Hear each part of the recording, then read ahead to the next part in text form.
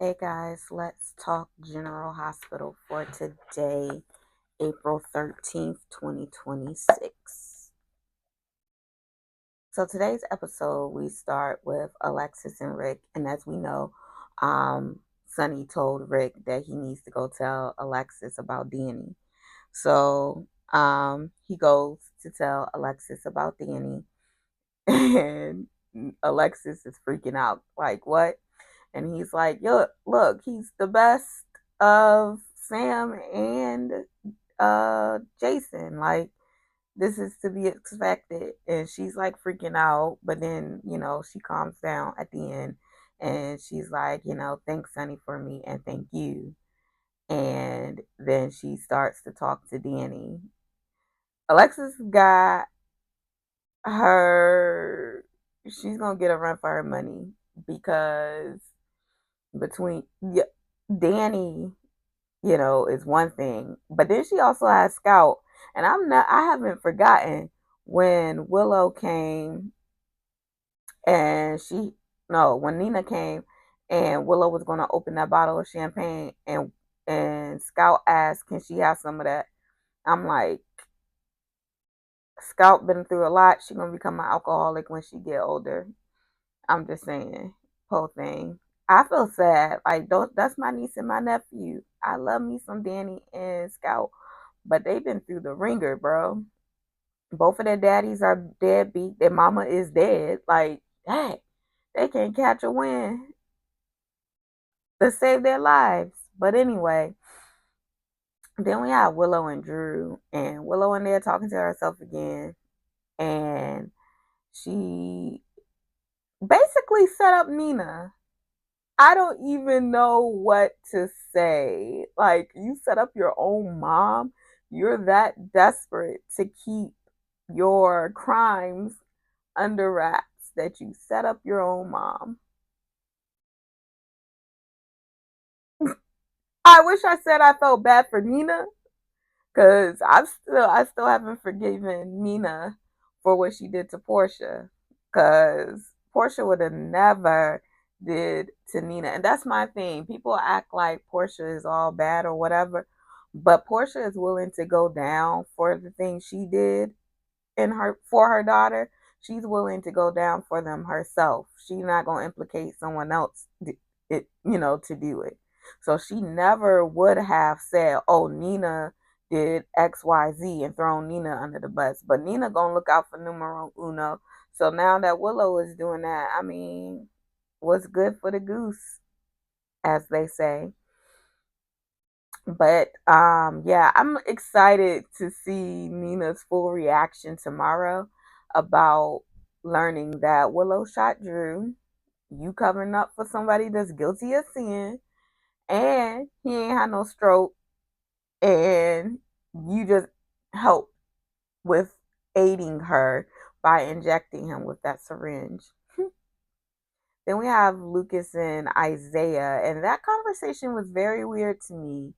Lucas is talking, about Jordan and how he wished that Isaiah and his expertise would have been there, during the surgery. And he's like, "Yeah, I don't think so, because I don't think I could have handled that.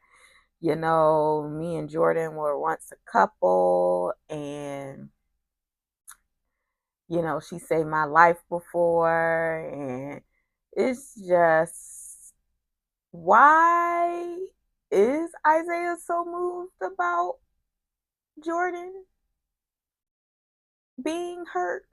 Like, he is, I don't know. It's just, for me, it's like, I know she saved them and I know they were an item, but he's like all, head over heels for Portia right now. And he doesn't like Jordan based on, how everything unfolded. He doesn't like her, but then now he's talking about how she's a good person. I'm like, you just, like, weeks ago you were just saying that Jordan know how to keep secrets, but now she's a good person. I don't know. I digress. I don't know what's going on here. Anyway, then we have Stella and Curtis is talking. They're talking about the pregnancy scare, and how, Jordan was saying it was best that she wasn't pregnant because of her kidney. And he's like, yeah, and this accident may not have been good for her kidney or whatever. And Stella, I don't care about any of this. Like, the trash furts irritate my soul. And so I don't care about any of this. But, you know, we move. And so, she's making Curtis feel better. And then Lucas comes because Jordan's lab work has come back, and he tells her that, her kidney function is good and everything looks to be good. So Curtis rushes to be by her bedside, and she ends up waking up at the end. Then we have Emma and Gio. They got a gift for the foster baby, and they're going to the house to be with BLQ and the rest of the family when the baby arrives. So they take the gift over. And what was funny to me is they end up start arguing about whose fault it was that that Wiley was asking about um hookers or whatever. They start arguing, and it's just crazy. It's insane. Like, y'all all have inappropriate conversations with children coming in and out of the room all the time. So it's not one person's fault. It's just that's how y'all do in the house. Because I mean, and it's to expect it because there's a lot of people that live in the house, a lot of children, a lot of adults. So it's expected to be some adult conversation overheard by the children, but don't try and act like one person is responsible. Y'all are all responsible. And then another thing that made me laugh is when Phoebe finally comes, Brooklyn is talking about Chase is gonna have to help her not fall so much in love, and he said you're gonna have to help me. And Olivia said she might need some help too. And then Tracy is basically like, kids are all right or whatever, but I think I'll be fine. Gotta love Tracy Quartermain. And then while they're, toasting, drinking, holding the baby and drinking, I digress. They're toasting or whatever, to, Phoebe's arrival. They start talking about Gio and his performance at Charlie's, and, Tracy want to know why she wasn't invited or whatever. And while they're talking, Michael's like, yeah, I'm glad that the night ended well for Gio, but I wish it could have ended better for Trina. And then they start talking about Jordan and Curtis's car accident. And come to find out, Brooklyn is at fault for well, let me, like I said, as a former, as a yeah. Brooklyn isn't at fault for the accident. Jordan swerved into her lane. She didn't stop, but she's not at fault for the accident. Jordan swerved into her lane because, as we know, Jordan and Curtis were not paying attention to the road. If I was Portia, Curtis nor Jordan would ever drive with my baby in the car. But I digress. Portia gonna be nice. I'm not saying that I would be.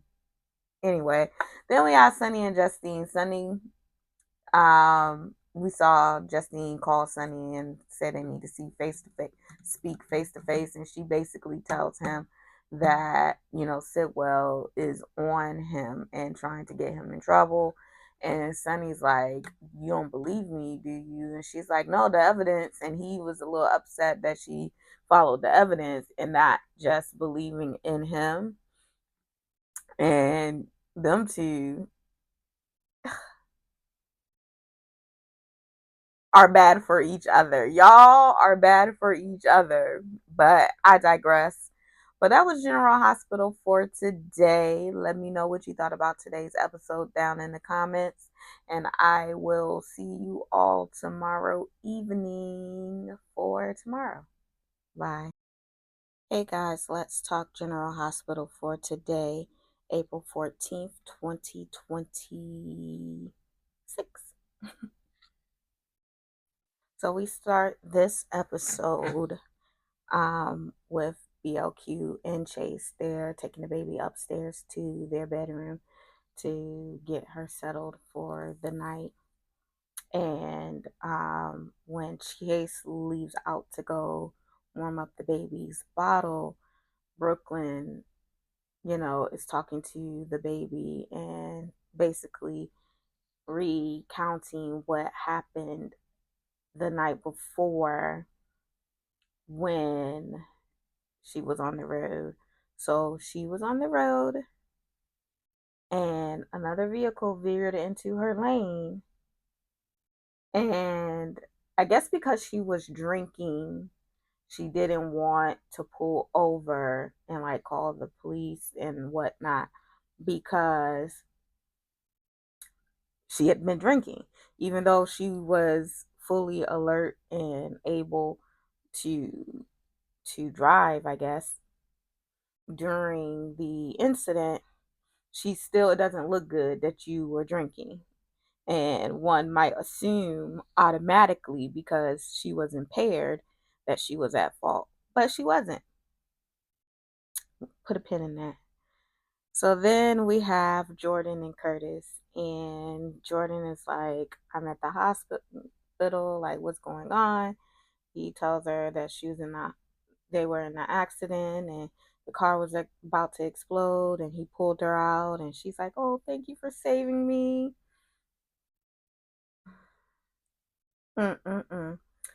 Whatever. And she's all like thinking, and he tells her about TJ, and we find out where TJ is finally. He is no longer upstairs in the hospital. He's overseas now. Overseas doing what? I don't know. We probably will never find out. Let's go with Doctors Without Borders or something, because they're not gonna ever tell us. TJ is just gone, y'all. He just gone. But anyway, then she has a memory of veering into the lane of oncoming traffic, and she realizes that she was at fault for the accident and that she could have killed Curtis, which I find is ironic that Jordan could have killed Curtis, when she precipitated Tommy's death. But I digress. And then Curtis tells her that they didn't even stop and check on us or nothing.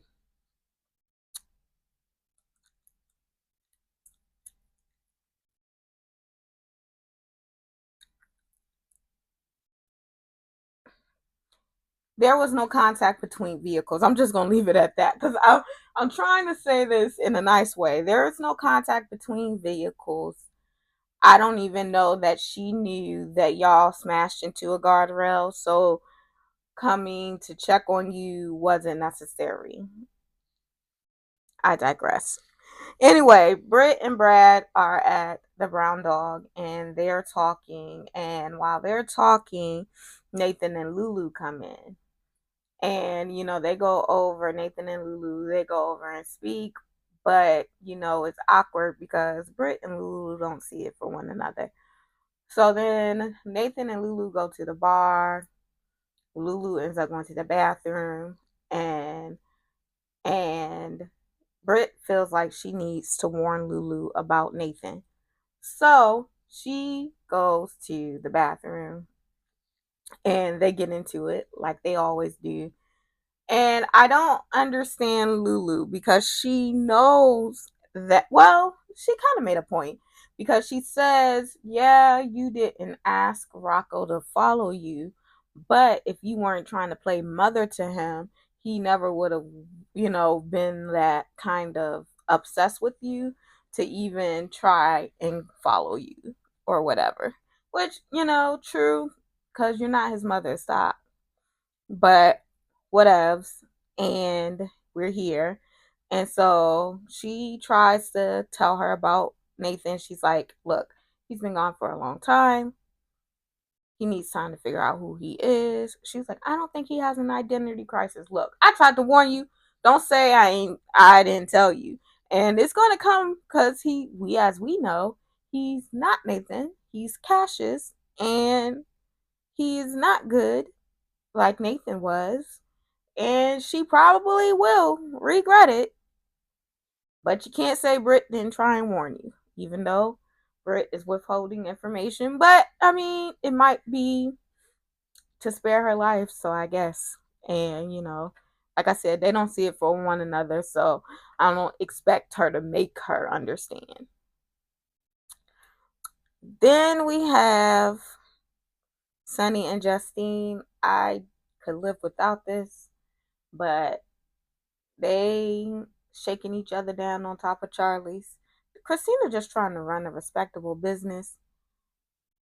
Sonny and Justine says that her friend Jordan, now they're friends, bro. Her friend Jordan made her see that there's more than life than just your career. And so Sonny ends up giving Justine a key to come to the apartment over Kelly's whenever she wants a real drink of the good stuff. You the good stuff, Sonny? I digress. Anyway, Nina and Willow are at Willow's house. And she tells her everything. She tells her how she shot Drew. She tells her how she drugged him. And she also tells her mother that she made her accomplice by having her inject Drew. And she said, I need leverage over Drew just like I got leverage over you. And I wish I could say I felt sorry for Nina. But Nina betrayed Portia. And y'all know that's my girl. I'm a ride for Portia all day, every day. So I ain't got nothing for Nina. Because Nina betrayed Portia, who was doing nothing but trying to protect her innocent daughter. She betrayed Portia to save her guilty as sin daughter. And now your guilty as sin daughter is basically handcuffed you. And you have to do her bidding, or she gonna make it seem like you did something you didn't even know nothing about. But your girl was crazy. That's why you ain't even need kids, Nina. But I'm none of my business. Meanwhile, Alexis goes to the office and she's talking to Diane, and she's telling Diane that Willow has been generous with the visitation. So it makes her think, does she even want her at the house? Which she don't, because she drugging Drew and being crazy. It's There's a lot going on. There's a lot going on. But Alexis says that the entire time she was working on Willow's case, she felt like she was missing a part of the puzzle. And she has that feeling again. And Diane basically tells her, look, you getting the visitation, you getting to spend an exorbitant amount of time with Scout. Just enjoy it and like forget about what Willow doing. But Willow's crazy. And because she knows that Willow tried to kill Drew, she knows Willow is crazy. So it's probably easier said than done to just leave it alone. And then Willow also tells her mother that two other people know that she kill Drew. But it seems like right now that they're keeping it to themselves. I hope those two fools stop talking. But that was GH for today. I'll be back tomorrow to discuss. Hey guys, let's talk General Hospital for today, April 15th, 2026. So, this episode, we start at the gym, not Sunny's gym. I think this is Aurora's gym. Anyway, we start at the gym, and Jocelyn is there investigating Nathan or Cassius or whoever you want to call him. So she's there investigating him, and she starts questioning him about like his upbringing, about Faison and everything. And at one point, the conversation gets really heated because he's trying to obviously change the conversation from Faison, but she is like pressing, and so he may have gotten a little bit suspicious of Jocelyn. I hope she's being careful because she also be doing too much. Like, girl, calm down. I know what you're trying to do, but you gotta be a little bit more subtle than what you're being, because you're being very overt and that could get you hurt. I didn't mean to rhyme, but I got bars. No, I'm joking. Um anyway, then we have Ava. She goes to Laura because Ava is trying to be Sidwell's mall or something. Like, girl, go and find you something to do. But she goes over to Laura and to talk to Laura into um letting Jens fly his helicopter, and she is successful. And then she goes back to Jens and tells her, yeah, Ezra wasn't able to make any headway with Laura, but I went and did it for you. She trying to work her way in, and this is crazy because we know that Lucy is waiting for Jordan. Lucy is waiting for Ezra to demand that. Excuse me. Lucy is waiting for Ava to demand that she be the only one, so then she can swoop in and take Ava's spot. However, Ava playing the long game, and I don't think she's going to be easily deterred. But anyway, then we have Ezra and Jens ends up threatening Ezra because Ezra acts like he found his balls today, and he was kind of going off on Jens. Like, maybe the problem with what's going on is you, because you know you keep trying to make things happen that nobody wants, and maybe you should like rethink your approach or whatever the case may be. And so he's just going off and letting Jens have it, and then Jens goes in his cabinet and get his gun, and he lucky he ain't end up like Dalton, because Dalton was talking and Jens went in his cabinet and turned around and shot him before Dalton can finish even saying what he was saying. So he lucky he warned him. But then, while after he threatens Ezra goes down to the brown dog and he's throwing a couple back, and Dante gets a call about him drinking and tells Laura that she can send her media friends, i.e. Curtis, can send somebody from Aurora down to cover this derelict in duties. I don't think that's going to do nothing but piss off Sidwell, but I digress. That is going to piss off Sidwell and maybe put Curtis in the line of fire. All I know is nothing better happened to Portia or her baby. That's all I gotta say. Cause I'm fighting. I'm gonna have to catch a flight. I'm just saying. Anyway, then we have Tracy and BLQ. Tracy is thinking that Danny had damaged BLQ's car, and BLQ tells her it wasn't Danny, it was me.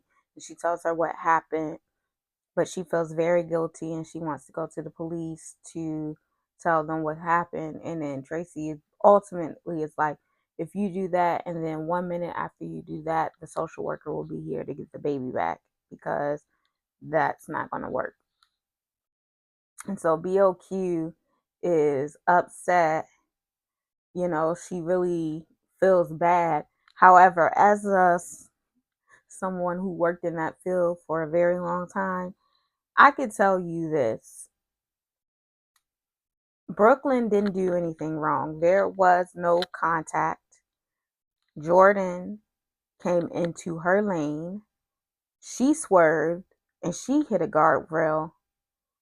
You know, technically, because there was no contact before between the cars, technically, you know, they can't say that Jordan was at fault for her hitting the guardrail. However, if you get the right attorney, they could argue that and in court and say that because if not for Jordan swerving in to Brooklyn's lane, Brooklyn would have never hit the guardrail. Brooklyn could have lost her life. And everybody is all, but Jordan, no, Jordan is not innocent, because Jordan is a grown adult. She is former law enforcement. So is Curtis.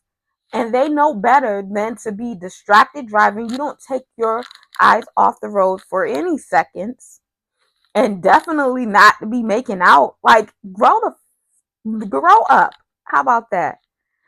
But anyway, then Dante and Justine, they're meeting and they're going over the cases. They're pretty much finished with Jordan's investigation, and they're getting nowhere with Marco's investigation, but it doesn't seem like Sonny had anything to do with it.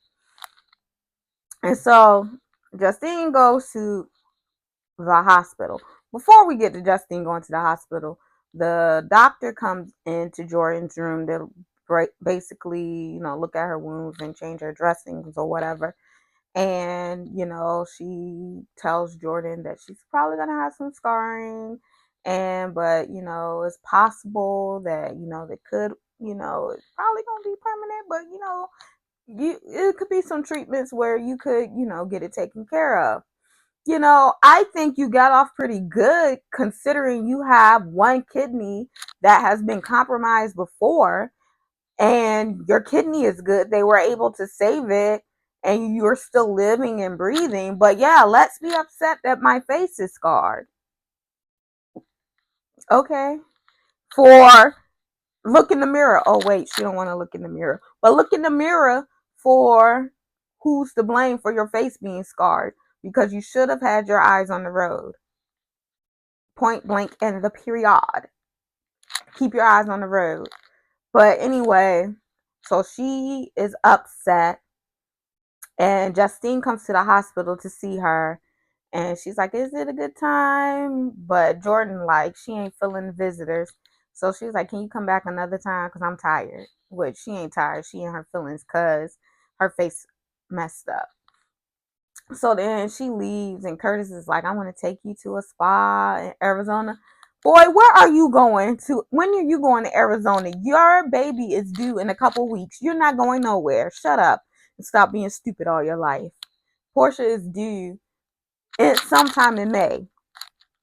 Where are you going? On the other side of the... Please go, and somebody, please, Jesus himself, come sign the birth certificate and not Curtis, because I'm sick of him. I'm sick of this bald menace. And then after that, she wants to look at her face, and she looks at her face, and then she can't look at it, and go get someone to put the dressings back. And then he goes out and he's talking to Turner, and he's like, we need to find who left us on the side of the road. Curtis, please be for real. But that was GH for today. Let me know what you thought in the comments. Hey guys, let's talk General Hospital for today, April 16th, 2026. So we start this episode at Carly's house. Joss comes in, and Carly at first is like excited and, well, not excited, but like relieved to see Jocelyn, because as we know, they're at odds right now, and they're not really speaking. So she's kind of, good to lay eyes on her child. It's good to lay eyes on her child. And she tells Jocelyn, because she knows that Jocelyn is not feeling her. So she tells her, that Donna isn't home because she's at her after school program. And she's like, I'm not here to see Donna or you. I'm here to see Valentine. And this takes Carly aback, and she's like, basically like, what if I don't want you to talk to Valentine? I don't want you to get information. And because she wants to keep her daughter safe. She's like, what if I don't want you to? And she was like, we both know that I have ways to get around you. And she said, so what? You gonna punch me? You gonna stop me, move me out of the way? And Jocelyn goes, I don't wanna do those things. I don't wanna I don't want any of this. She says she doesn't want to, and she doesn't want to do any of this, but she didn't say that she wouldn't do anything like that to her mother. Jocelyn's behavior is very concerning. And I'm concerned for her, but at the same time, I have to rationalize in my brain and accept the fact that Jocelyn is fully in the WSB right now. And so the things that she's doing, pushing her friends and family away, this is what the WSB is designed to do for its agents. And she's in it. Like, I have to accept that Jocelyn is fully in it. But she finally lets her talk to Valentine. So they're all three are in the kitchen, and she's talking to him. And he's like, look, if you want me to give some information, then you got to give me some information. So she tells him that Cullum is working with Sidwell, and he in turn tells her that if Cullum is working with Sidwell, then he indeed did have something to do with what's going on with Anna. And it's far more dangerous than Jocelyn realizes. And when Curly hears just how dangerous it is, she is a mother and she is concerned. And she's like, you need to stay away from this. Like, this is very, like, this is dangerous. Like, you need to stay away from it. But Jocelyn doesn't want to hear it. That's not what she's trying to do. And they're at an impasse. And so Carly is begging Valentine to help her save her daughter. And he says that as long as he's around, nothing's going to happen to Carly or her daughter. But that was as long as he's around. So what if Valentine isn't around much longer? There's always that possibility. Then we have Ezra and Laura. So she confronts him at the bar with his drinking, and they go back and forth, and she ends up taking him home so that he can dry out there. And he's kind of, because he's drunk, I think his And he's like upset. He's really upset about the situation that's going on with him and Sidwell, because he tells Laura that he is in too deep. Like, he didn't expect all of this. So the where they are right now is not where he expected to end up. So it's a lot for him. And so in a vulnerable moment, he lets all of this out for Laura to Laura. And Laura, I think, is going to try and work with Ezra to try and get them all out.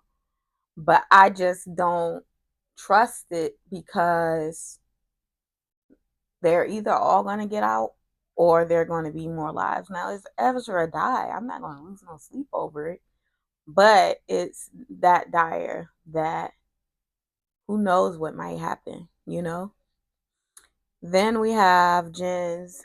Nathan comes to his house to talk to him and tell him that been made lead detective on Marco's death. And he says he has information on what happened to Marco, but you might not like it because he wants it to be Sonny, but it wasn't Sonny. Sonny didn't have anything to do with what happened to Marco. The enemy is in your camp, sir. And this is the thing I'm weighing with, because later we see Nathan go and talk to Cullum, and you know because they know whoever killed Marco took Marco's phone. So, and they need to get the phone back because it may have incriminating information on the phone. So he goes and tells Cullum, because I believe Nathan knows that Cullum did it. So he goes to tell Cullum. So I guess I'm just I'm wondering, because I feel like Jens and Cullum are working on two different things, and I feel like the key to taking down them both is to turn them against each other, which it wouldn't be hard to do because he killed the man's son. Cullum killed Sidwell's son, so it wouldn't be hard to do. But is anyone going to recognize that and do it? Then we have Dante, Danny, and Rocco. Dante takes the boys to the batting cages. Danny's not really interested because he's not planning on playing for Corinthos Coffee because he doesn't want to do it without his dad. And um, they start talking about the fight. The boys start talking about the fight, and Rocco, apologizes for kind of like ghosting Danny after the night at the pier. And he's like, it's not bad. No, don't worry about it. Like, it's nothing you can do. It's frustrating because it's nothing anyone can do. And then he tries to ask him, did Britt tell you anything about the pier? And he was like, Britt didn't tell me anything, even though we know that Rocco was at the pier, and Rocco is the one that actually shot Cullum. How long y'all give Rocco until he break? Because I don't see him being able to keep this information inside too much longer. The boy looked like he about to explode. Then we have Britt and Cullum, and Britt is asking for her medication, and he's like, look, you won't have to show me some progress. And she was like, I've made peace with my brother and said, well, he said, yeah, you made peace with them, but you haven't made it with me. And he was like, tell me what really happened that night. And she's like, what are you talking about? Jason told me he shot you. And then he's like, but it's not possible that Jason shot me because I was looking right at him when I was shot. So yeah, you playing with me. And she's like, no. And then Lucas comes and, ushers her out of the room. And then she summons him to her office, and she's like, why are you trying to stop me from talking to Cullum? And he was like, because he's dangerous and you don't need to be alone with him. And she's like, I've been alone with him plenty. He's like, but the last time you were alone, he tried to kill you. And it comes down to either they get in line and leave this alone, But Lucas said he has to do something because he had to do it for Lil Saint. I mean, he got to do it for Marco because Marco died for all of this. And Lucas, you might be writing a check that you can't cash and risking your life. But I guess if you risk your life, then you'll be with Marco. But that was today. Bye. Hey guys, let's talk General Hospital for today, April 17th, 2026. So, this episode we open up with a man on the pier, which happens to be Ethan. And he's on the pier and he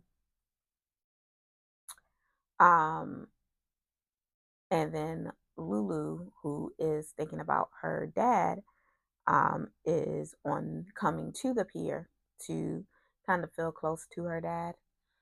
And when she gets there, she sees a man and she's like, "Do I know you?"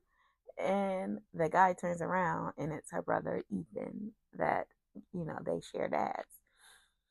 And, she's like, "Are you in trouble?" Basically, because, he's a scammer, con artist, them Spencers. And Holly, because Holly is a big scammer herself. And so she's like, "Are you in trouble?" And he was like, I'm offended that you would think that I would be getting caught or whatever." And he's basically saying that he is going to be in town. He has like a pretty much indefinite time like that he's going to be there. He doesn't know when he's leaving or whatever. And Lulu insists that he comes and stays with her. But he says before he can go to Lulu's home with her, he needs to make another stop. And we see at the end of the episode that the other stop that he had to make was to Sunny's house. Then we have Ezra and Laura. Ezra is waking up from his bender, and Laura's taking care of him, making sure he has aspirin for the hangover and all of that, and water and all of that. And then Laura asks him, no, he asked Laura, like, why is it like, did she post the video? And she's like, "I never intended to post the video." And he was like, "Why are you doing this for me? Why are you helping me?" And she's like, "Because." And he's like, "You're doing this out of the goodness of your own heart." Like, he doesn't even understand, like, people being decent people. Like, that is kind of not his thing. So he can't even fathom, like, Laura doing something like that. And so Laura asked him if he want to help figure out like why the flight plan was so important to Sidwell. And she tells him when he's leaving, if you feel the walls closing in on you, instead of taking a drink, give me a call. I don't want them to be friends because I don't trust Ezra and he can't handle the pressure. And is I but what else? We move. Then we have Michael and Christina. Christina stopped by the Quartermains to pick up Donna's book bag because she left it at school. And she's talking to Michael, and there she's reading like the comments from the social media about Jacinda singing at Charlie's. And they are talking about how Jacinda is with a homicidal maniac, aka Michael.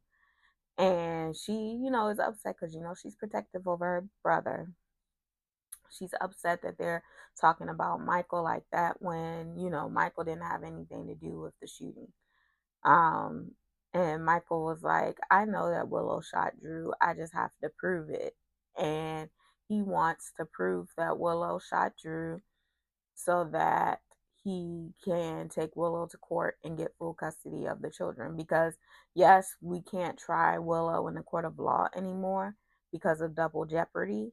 So she did it and she got away with it. However, we can make sure she loses her seat in Congress and we can make sure that she doesn't have custody of the kids. Now, I would be like Christina and be like, yeah, you shouldn't do that, if it was a regular situation. But it's not a regular or typical situation in that Willow is actively crazy. And I don't know that it's safe for her children to be with her. So it might be in Michael's best interest to figure out that she did, in fact, shoot. He knows she did it, but figure out like the evidence to prove that she did it so that they can assassinate her in the court of public opinion. Because in this instance, that's the only way we can get her. Well, she is kind of currently drugging him. So there's that. We could put her in jail.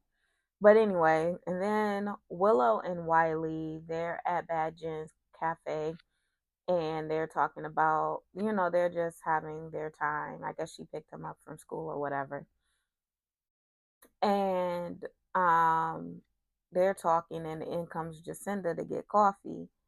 And Jacinda, he sees Jacinda. He likes Jacinda. He runs over to Jacinda, gives Jacinda a hug, and says he wants to show Jacinda his project because, she's the reason he got an A on it or whatever. And Willow is kind of like, no, Jacinda is busy. Jacinda's like, no, I got time. Don't be telling me I'm busy. You don't know me. And so she's like, I got time. And so she stays and, they talk about the spiders or whatever. And she leaves and goes back to work. Well, Willow still feels the kind of way about Jacinda because of Jacinda's previous employment. But that's none of her business. You can't blow up your family because she ruined the marriage when she slept with his uncle. So you don't get to blow everything up and then because you've blown everything up and now the kids are forced to live separate lives. They're forced to live separate lives. You think you get to have a control over what goes on when Michael has the kids. No, you control when you have the children. You don't get a control over what Michael does with his children when he has them. You can't have it both ways, Willow. Then we have Nina and Val. So Nina comes home and Valentine is there. And Nina was like, oh, Charlotte is on to me. Why you would underestimate Charlotte is crazy to me because she is Valentine's daughter. Like, that's absolutely insane. But anyway, he says yes. And he basically tells her that he wants her to give information. He's going to feed her information to give to Brennan on him so he can kind of set Brennan up. And she's a little like, I don't know, because it is going to blow back on Willow. And he was like, well, it sounds like it is either way. And we also know that Willow is blackmailing her. So I'm pretty sure that she's not going to want to do this, but he said he's not going to pressure her. I ain't trying to pressure you just case I'm thinking about you. You ain't even. But anyway, he says that he ain't trying to pressure her. He is giving her space to think about it and decide what she's going to do. What y'all think Nina gonna do? Meanwhile, Carly is at Lucas's. Sorry, Lucas is at Carly's and they're having dinner. And he basically finds out that Carly is seeing someone other than Jack, but she's saying that the relationship can't go anywhere. And he's like, well, I've never seen you talk about anyone like that. So are you sure that it can't go anywhere? And he's trying to get her to possibly think about, think positively about the relationship and maybe fighting for it. But can Carly and Valentine go anywhere? Because like Carly said, once what brought them together is over, what will happen after? Well, where will that leave Valentine, and where would that leave them as a couple? It's actually a good question, but I like that Carly is going in to this with her eyes wide open. But that was General Hospital for this week. You guys have a safe and fun weekend, and I will be back on Monday to resume this foolishness.